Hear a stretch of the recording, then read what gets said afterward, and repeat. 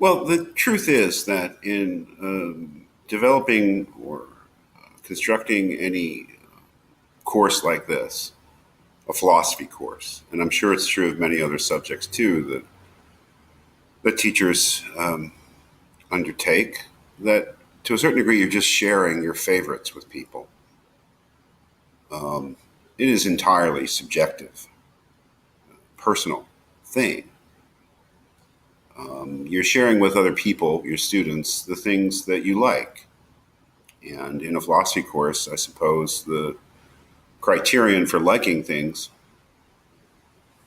and thinking that things are worth sharing is that they help you understand something. Which is to say, in a roundabout way, I have no background in Indian philosophy. Um, when I talk to you about Plato or about Descartes, I don't mean to be any kind of great expert on Greek philosophy or modern philosophy, but I have some grasp of the tradition and of the wider context that those texts can be situated in. I feel I have some degree of expertise in talking about them. Not a lot, but some. Whereas when it comes to something like the Bhagavad-Gita, I am an amateur,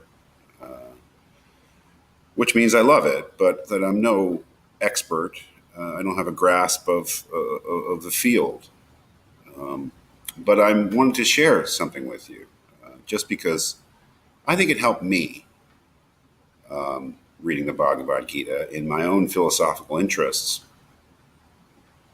to clarify certain things. And it is, I believe, a great text, not being in any position to really judge it, I suppose, not having enough knowledge or understanding of Indian philosophy. But I think I can recognize greatness when it's obvious, and this is a great text. But I am simply sharing it with you because I think it's helped me to understand some things. Not that I'm a devotee of Hinduism or Indian thought in general, but just in my own little philosophical questioning, I wanted to share this with you. And I think that if we think about our guiding questions for this course, what am I? What can I know and what can I hope for?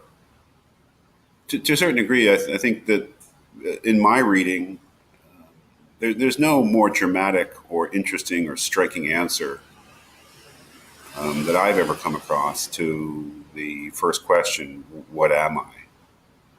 Than this text, the Bhagavad Gita. And it is, to a certain extent, the whole key, in my own reading, to what's going on. And what is going on? Well, coming to the text for the first time, the background is confusing. It is indirect. There are many Sanskrit names which I can't pronounce. And there's a whole context here. And I don't think that's important for our purposes. I think that all we need to know as we labor through the first part of it, trying to get our bearings, is that we are on the cusp of a battle, a great battle. That two opposing armies are lined up against each other for some reason. The reason is actually that it's a dynastic struggle. It's a kind of a civil war going on.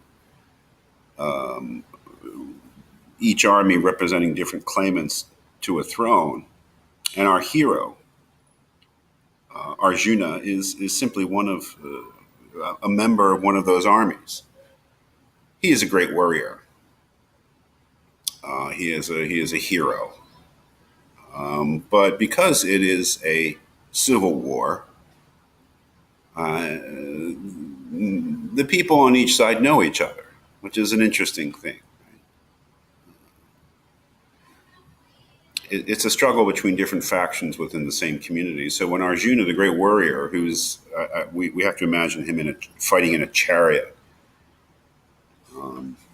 with his bow and arrow, and beside him in the chariot is his charioteer, person who's actually steering the chariot. When he looks over to the opposing side, he is overcome with with pity, with love. Which may mislead us to a certain extent, because what follows is his expression to Krishna, who, in my understanding, is a god who has been incarnated in human form and is serving as his charioteer. And it is the conversation between these two figures, which is the book. But he explains to Krishna that he feels his love for these men who are on the other side of the war, and that not only his love for them, but his piety, his hesitance to do anything that would be destructive of the family, makes him very reluctant to fight in this war, to the extent that he says that he won't. And in very eloquent terms, he describes his distress at the thought of killing these people, and says that he won't do it, that he has no interest in this, and that he sees no profit, he sees no benefit coming out of it, only bad things.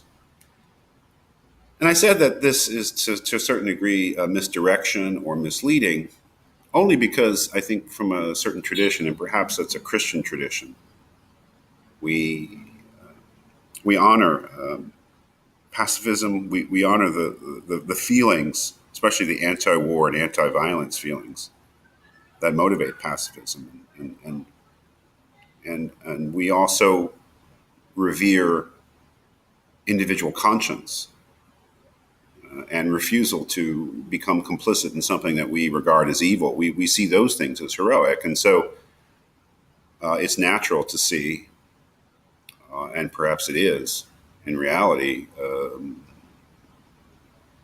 something very admirable in what Arjuna is saying and doing in his refusal to fight in this war.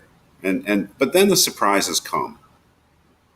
That is, after this very eloquent and admirable act and expression of thought from the great warrior Arjuna, that he will not, as a matter of conscience, he cannot participate in this war. Again, coming from a different tradition, perhaps, there's nothing more surprising than the divine response to Arjuna's position from the god Krishna. I don't think in my own reading of the world's literature that I've ever been more surprised by a turn in a book than the way that Krishna responds to Arjuna's concerns. And that is that he tells him to stop being a coward and go out there and start killing people.